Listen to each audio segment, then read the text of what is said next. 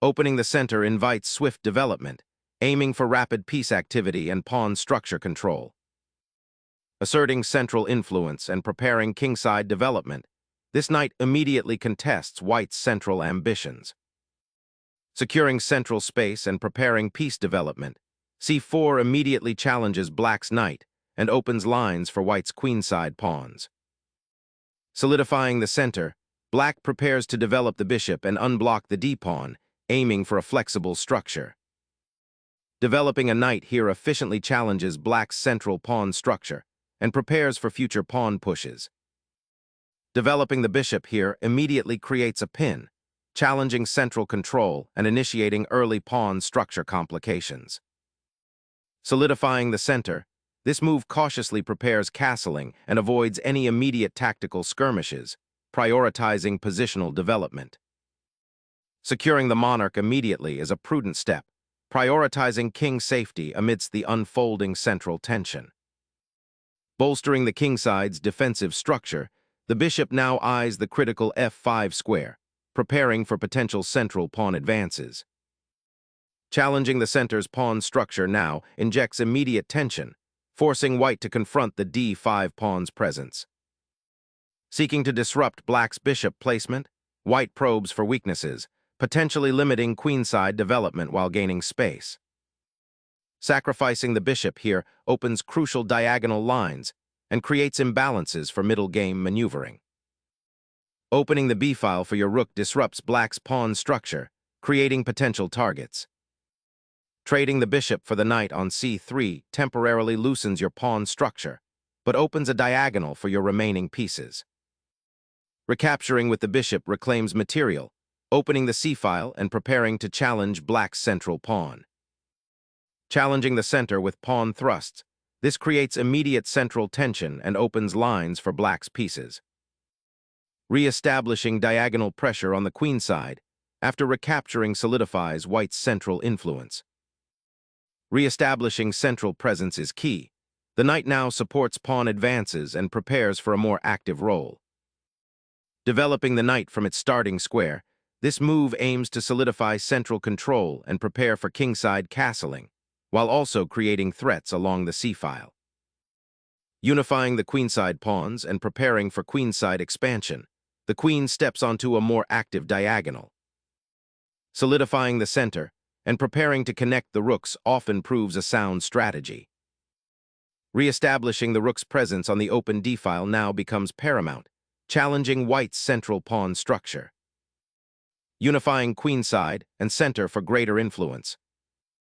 Unleashing a pawn storm to disrupt white's queenside pawn structure and seize central initiative.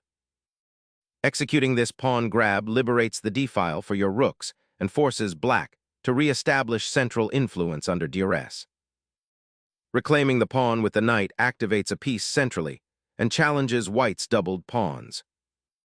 Opening the c-file offers scant compensation for the structural damage. A daring attempt to disrupt white's queenside structure and create attacking chances by sacrificing a knight for pawn weaknesses. Unleashing knight aggression, aiming to exploit black's vulnerable king and control key central squares. Reuniting knights for central control, this regrouping subtly fortifies the kingside pawn structure and prepares for a potential counterthrust. Chasing the knight from its advanced post opens up diagonal attacking lines towards black's king. A surprising knight retreat, aiming to reposition for an attack on white's king, though it exposes the bishop to potential pins. Securing the king's escape route provides much-needed breathing room for white's beleaguered monarch amidst black's encroaching threats. Sharpening the attack on the king, this move boldly repositions the queen to a more active square, eyeing potential invasions. Centralizing the queen here aims to reinforce the e-pawn and potentially support a d4 pawn push, while also preparing for future queenside expansion. Unleashing the f-pawn creates a pawn chain and potentially opens lines, but it also weakens the king's immediate safety zone. Crippling white's kingside pawn structure, f3 aims to disrupt black's attacking coordination, but leaves the king dangerously exposed. Prying open lines toward the white king is the idea, but it risks leaving black's pieces somewhat scattered. Shifting the knight to g3 solidifies the kingside defense and prepares for a potential advance towards the center, aiming to contest black's active piece play. Developing the bishop to that square unlocks it for potential battery play along the c-file and supports the knight's advance. Safeguarding the king from that dangerous knight, the monarch seeks a more secure haven. The queen boldly ventures to the queenside, seeking to exploit potential weaknesses created by white's pawn structure. Clearing the first rank for defensive redeployment, this rook readies for potential counterplay along the open c-file. Reconnecting the rooks to the center offers better defensive and offensive options. Shifting the knight to a more active outpost, aiming to control key central squares and prepare for a potential kingside attack. Unlocking the knight's potential through the center's influence, aiming for greater piece harmony and future attacking pathways. Unleashing the pawn opens a diagonal for the bishop, aiming to dislodge black's knight from its strong g6 outpost. Initiating a patient regrouping sequence, aiming to reposition the knight for active participation on the kingside. Realigning the queen on the c-file aims to bolster control and potentially prepare a swift repositioning to a more active square. Exchanging queens here simplifies the position, potentially leading to a more manageable endgame for black. Reclaiming the central file offers a clearer path for the rook to become active, though white's pawn structure remains slightly compromised.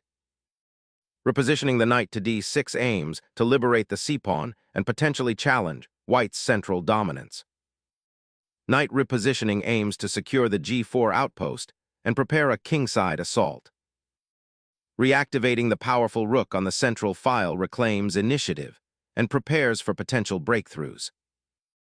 Stabilizing the bishop's placement offers a defensive anchor, subtly preparing for potential pawn advances.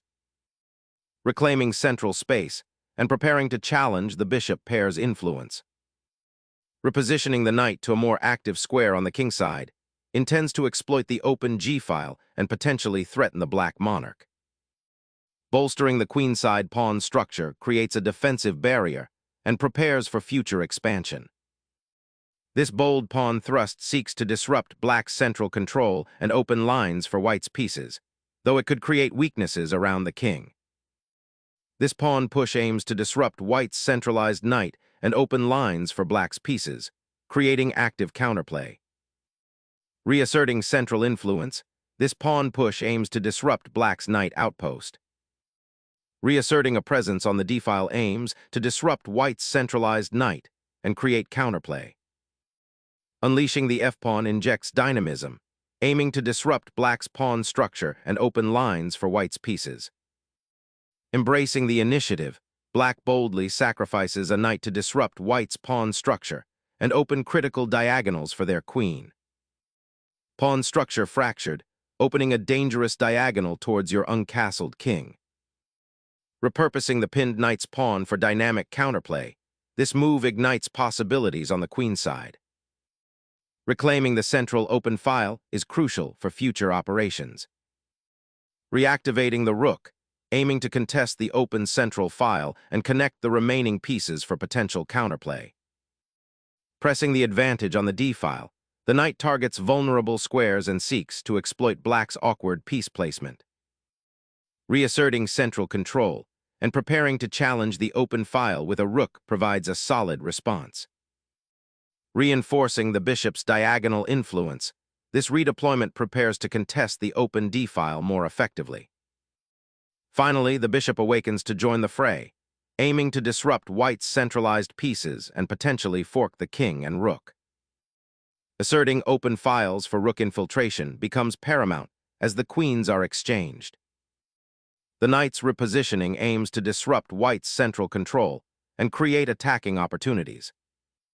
The knight's repositioning opens up the possibility for pawn advances on the kingside, creating imbalances. Finally, repositioning the bishop to its most active diagonal, aiming to pressure white's weakened queenside structure. Pouncing the knight to create a centralized outpost, aiming to disrupt black's defensive structure and potentially penetrate their position. Refocusing the rooks to attack the weakened kingside pawn structure is a sound positional adjustment. Knight charges into the enemy camp, aiming to disrupt black's rook batteries and exploit the exposed pieces. A crucial moment as black attempts to relocate the rook to a more active square, potentially challenging white's control of the d-file and offering some counterplay. Capturing the knight opens a critical file for your rook and forces black to reposition their bishop. Re-establishing the rook on an open file shores up defenses and prepares for potential counterplay. Opening the e-file with the bishop exchange now allows white to infiltrate black's weakened queenside structure. King's shelter destabilized as the rook captures, exposing the monarch to a precarious future. Centering the monarch is crucial for king's safety as the endgame approaches.